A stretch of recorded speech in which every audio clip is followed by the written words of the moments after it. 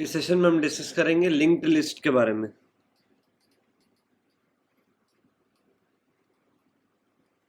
तो linked list क्या होता है? लिंक्ड लिस्ट भी एक लीनियर डेटा स्ट्रक्चर होता है जिसके अंदर हम डेटा को स्टोर कराते जाते हैं। तो सबसे पहले मैं आपको एक अरे का एग्जांपल बताता हूँ। तो फॉर एग्जांपल आपने ऐसा लिखा है अरे एक्स ऑफ 5। तो इससे क्या होगा? 5 आईडेंटिटी टाइप के ब्लॉक्स बनेंगे। अब इन 5 आईडेंटिटी टाइप के ब्लॉक्स में इंडेक्सिंग 0 से स्टार्ट होगी, 0 1 2 3 और ये 4। ठीक है।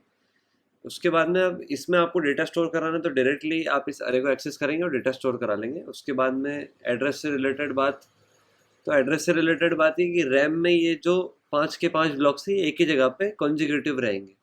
फॉर एग्जांपल इसका एड्रेस है 2025, तो उसके जस्ट 4 बाद इसका एड्रेस होगा 2029, उसके जस्ट 4 बाद इसका 2033, उसके 4 बाद 2037, उसके 4 बाद 2041।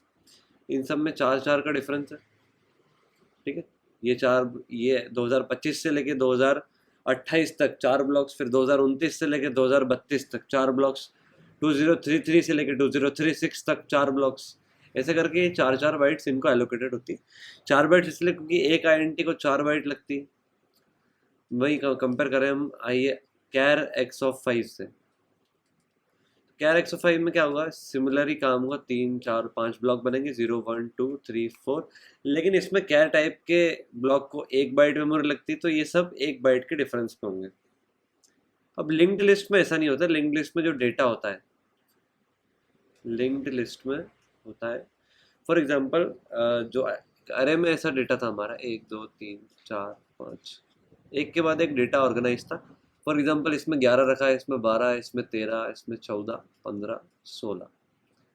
और समझाने के लिए मैं इसको एक्सटेंड कर देता हूँ, 18 19 20 21 22 23 24 25। अब ये तो है अरे। लिंक्ड लिस्ट क्या? लिंक्ड लिस्ट क्या उसको समझते हैं। फॉर एग्जांपल ये एक रैम है हमारी, ध्यान समझिएगा, काफी इंपॉर्टेंट टॉपिक है। फॉर एग्जांपल 11 इसमें यहाँ पे रखा हो, उसके बाद में 12 इधर है, फिर 13, फिर 14, फिर 15 16 17 18 19 20 21 22 23 24 और 25। अब लिंक्ड लिस्ट में जो हमारा डेटा है वो तो रैम में फैला हुआ है, कहीं कोई पैटर्न में नहीं है, कंसिस्टेंट पैटर्न में नहीं है जिसको हम ट्रेस कर सके। अरे में क्या होता है? अरे में जो डेटा है वो एक के बाद एक रखा हुआ है। तो अरे की लिमिटेशन ये रहती है कि अरे में जो पर्टिकुलर साइज होता है, अभी डिस्कस करेंगे लिंक्ड लिस्ट को आगे, पहले मैं आपको बता देता हूँ बेसिक अंतर। अरे का फॉर एग्जांपल इस अरे का साइज क्या है? 1 2 3 4 5 6 7 8 9 10 11 12 13 14 15। इस अरे का साइज है 15। अब ये एक आइडेंटिटी टाइप की अरे, इसमें इंडेक्सिंग 0 से स्टार्ट होगी और 14 पे खत्म होगी। आप देख लीजिएगा एक बार सीरीज बना के। 15 एलिमेंट्स है। अब ये भी 15 एलिमेंट्स है लेकिन ये रैम में फैले हुए। तो अरे और लिंक लिस्ट में फर्क ये होता है कि अरे के अंदर हम सर्टेन अमाउंट ऑफ डेटा को स्टोर कर सकते हैं, लेकिन लिंक्ड लिस्ट के अंदर इनफाइनाइट अमाउंट को डेटा स्टोर कराया जा सकता है। इनफाइनाइट मतलब जितनी रैम है उतना डेटा स्टोर करवा सकते हैं। अब रैम कितनी है हमारे पास में? तो बेसिक सिस्टम, अगर आपके पास में एक लो एंड पीसी है तो उसमें 4 GB की रैम है। 4 GB रैम का मतलब होता है 430 करोड़ बाइट्स। 430 करोड़ बाइट्स में अगर मान लो 4 बाइट्स को एक आईडेंटिटी लग रहा है, तो आप 100 करोड़ नंबर को आपके सिस्टम पे स्टोर करवा सकते हो। मतलब पहले क्या कैपेसिटी थी? 15 नंबर की। लेकिन अब इस 15 नंबर के आगे आप इस अरे में नंबर थोड़ी फिल कर सकते हैं आगे, क्योंकि 15वां तो घर ही नहीं है, 15 जितनी अरे थी। अब फॉर एग्जांपल हम लिंक लिस्ट में जाए तो 430 करोड़ बाइट्स आपके आपके पास में और 4 बाइट का एक आइडेंटिटी, तो आप 100 करोड़ नंबर्स को स्टोर करा सकते हैं बिना किसी लिमिटेशन के। तो अब अरे से आगे बढ़ते हैं, आते हैं हम लिंक लिस्ट के अंदर। अब फॉर एग्जांपल इस टाइप का कुछ डेटा है, और डेटा जो है हमारा वो ये है 11 12 13 14 ये। अब सिर्फ हम इस वाली सीरीज को डेटा के लिए रिफर करेंगे, भूल जाते हैं कि ये एक अरे है, भूल जाते हैं कि ये एक अरे, सिर्फ डेटा के लिए रिफर करते हैं। तो पहले लिंक लिस्ट में 11 चली गई तो रैम में 11 स्टोर हो गया। उसके बाद में हमने कुछ ऐसी व्यवस्था करवाई कि जैसे ये नंबर स्टोर हुआ, ये अगले वाले 12 नंबर को पॉइंट करने लगे। फिर ये 12 जो है ये 13 को पॉइंट करने लगे। ये जैसे हमने 13 इंसर्ट किया, अब जैसे आप 14 इंसर्ट करेंगे तो ये जो 13 है ये 14 को पॉइंट करेगा। अब 15 इंसर्ट करेंगे तो ये 14 है ये 15 को पॉइंट करेगा। 16 आपने जोड़ा लिंक लिस्ट के अंदर तो ये 16 को पॉइंट करेगा। 17 जोड़ा, ये 17 को पॉइंट करेगा। ये 18 को करेगा, ये 19, फिर ये 20, ये जाएगा 21 के पास में, क्योंकि आप इस सीरीज में हमने डेटा को ऐड किया है लिंक लिस्ट के अंदर। ये 22 के पास जाएगा, 22 के पास में जाके 23 ये रहा, फिर 24, फिर ये कुछ ना कुछ रास्ता बना के आएगा 25 आखिरी के पास में, और ये किसी को भी पॉइंट नहीं करेगा, ये एंड है। ठीक है, इस टाइप का कुछ एक डेटा स्ट्रक्चर होता है जो जिसमें जो नोड्स रहती है। अब इसको अलग फॉर्म में समझते हैं, तो मैंने आपको रैम के फॉर्म में समझा है। हो क्या रहा है, हो कुछ नहीं रहा है। यहाँ पे 11 नंबर है वो 12 नंबर को पॉइंट कर रहा है, 12 नंबर जो है वो 13 नंबर को पॉइंट कर रहा है, वैसे ही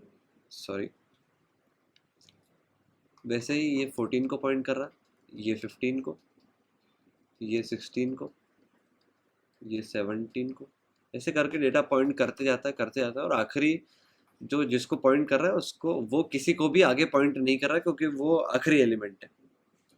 अब ऐसी कुछ व्यवस्था हमने करवा दी अगर, तो वो लिंक लिस्ट कहलाएगी। अभी जो लिंक्ड लिस्ट नाम के डेटा टाइप है, ये 3 टाइप की होती है, इसको डिस्कस कर लेते हैं। पहला सिंगली लिंक्ड लिस्ट, दूसरा डबली लिंक्ड लिस्ट, तीसरा circular linked list. Singly link list को डिस्कस करें तो सिंगली लिंक लिस्ट में अभी जो हमने ऊपर एग्जांपल डिस्कस किया, ये सिंगली लिंक लिस्ट का एग्जांपल था।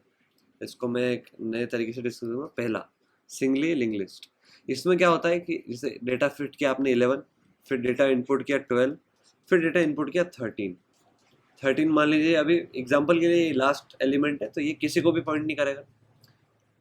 दूसरा डबली लिंक लिस्ट, डबली लिंक लिस्ट में क्या होता है, 11 इसके पहले किसी को पॉइंट नहीं कर रहा, इसके बाद में 12 को पॉइंट करेगा, 12 11 को पॉइंट करेगा, फिर 12 आगे 13 को पॉइंट करेगा, 13 12 को पॉइंट करेगा, और ये आगे भी पॉइंट करेगा।